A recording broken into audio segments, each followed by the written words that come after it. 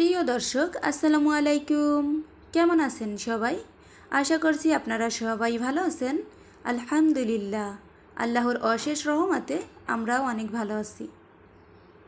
আজকের ব্লগে আপনাদের সাথে তেমন কিছু শেয়ার করব না। এদিকে আমি মাংস রান্না করছি, এটাই একটু শেয়ার করব। আর আমরা মজাদার পেয়ারা মাখা খেয়েছিলাম, তো পেয়ারা মাখাটাও একটু শেয়ার করব। আর তেমন কিছুই শেয়ার করব না। এদিকে কিন্তু আমি মশলা কষানোর জন্য পেঁয়াজ আর টমেটো কিছুটা সময় ভেজে নিয়েছি। ভেজে নিয়ে এখানে বাদবাকি মশলাগুলো আমি দিয়ে নিয়ে মশলাটাকে খুব সুন্দর করে কষিয়ে নিয়েছি। তারপর এদিকে মাংসগুলো দিয়ে নিয়েছি। তো মাংসটা সিদ্ধ হওয়ার জন্য কিছুটা পানিও দিয়ে নিয়েছিলাম। তো পানিটা শুকিয়ে আসছে, এই পর্যায়ে আমি এখানে কিছুটা আলু অ্যাড করে দিয়ে খুব সুন্দর করে নাড়াচাড়া করছি। এই পর্যায়ে চুলার জালটা একদমই মিডিয়ামে রেখেছি। আমি চুলার জালটা মিডিয়ামে রেখে মাংসটাকে খুব সুন্দর করে কষিয়ে নিচ্ছি। তো মাংসটা আমার কষানো হয়ে গেলে তারপর এখানে ঝোলের জন্য আমি পানি দিয়ে নিয়েছিলাম অফ ক্যামেরাতে। তো এদিকে ঢাকনাটা উঠিয়ে নিয়েছি, কিছুটা সময় ঢাকনা দিয়ে ঢেকে রেখেছিলাম। এখন ঢাকনাটা উঠিয়ে আমি নেড়ে চেড়ে দিচ্ছি। আর এখানে হালকা করে জিরা ফাঁকি দিয়ে নিয়েছিলাম, একদমই অল্প করে। আর আমি যেহেতু জিরা বাটা দিয়ে সবসময় রান্না করি, এই জন্য একদমই অল্প পরিমাণ জিরাটা ইউজ করি। তো এদিকে কিন্তু আমার মাংসটাও প্রায় হয়ে আসছে, তো মাংসটা নামিয়ে নিয়েছি। তো যাই হোক, তারপর চলে আসছি দুপুরের সময় একটু পেয়ারা মাখা খাবো। আর দুপুরের সময় ঝাল ঝাল পেয়ারা মাখা খেতে কিন্তু অনেক বেশি ভালো লাগে। পেয়ারা, আমড়া, তারপর আম মাখা, এগুলা কিন্তু দুপুর টাইমে খেতে বেশি ভালো লাগে। তো এদিকে আমি আমার পছন্দ মতো একটু পাতলা পাতলা করে পেয়ারাগুলো কেটে নিয়েছি। তো আপনাদেরকে একটু দেখিয়ে নিচ্ছি কিভাবে আমি পেয়ারাটা কেটে নিয়েছি। আর এদিকে আমি কিছুটা লবণ নিয়েছি, একটা শুকনা মরিচ নিয়েছি, আর কিছুটা চিনি নিয়েছি। শুকনা মরিচ খুব বেশি দেব না, যেহেতু আমার মেয়েও খাবে। অনেক বেশি ঝাল হলে দেখা যাবে আমরা খেতেই পারবো না, তো এই জন্য একটা শুকনা মরিচ নিয়েছি। এখন শুকনা মরিচটাকে খুব সুন্দর করে ডলে আমি লবণ আর চিনির সাথে মিশিয়ে নিচ্ছি। তো এগুলো মাখানো হয়ে গেলে এই পর্যায়ে আমি এখানে দিয়ে নিচ্ছি হালকা করে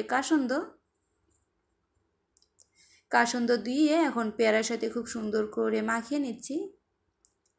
তো এদিকে আমি যখন মাখানোর কাজটা করছি, আমার নাইম বাবা এসে কিন্তু টানাটানি করছে, ধরার চেষ্টা করছে।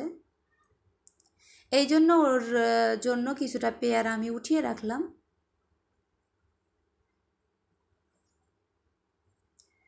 তো পেয়ারা মাখাটা এত মজা হয়েছিল, মাশাল্লাহ, খেতে অনেক বেশি ভালো লেগেছিল। তো মাখানোর সাথে সাথে আমি আর আমার মেয়ে আমরা খেয়ে নিচ্ছিলাম। তো আমরা মা মেয়ে মজা করে দুপুরের সময় পেয়ারা মাখা খাচ্ছিলাম।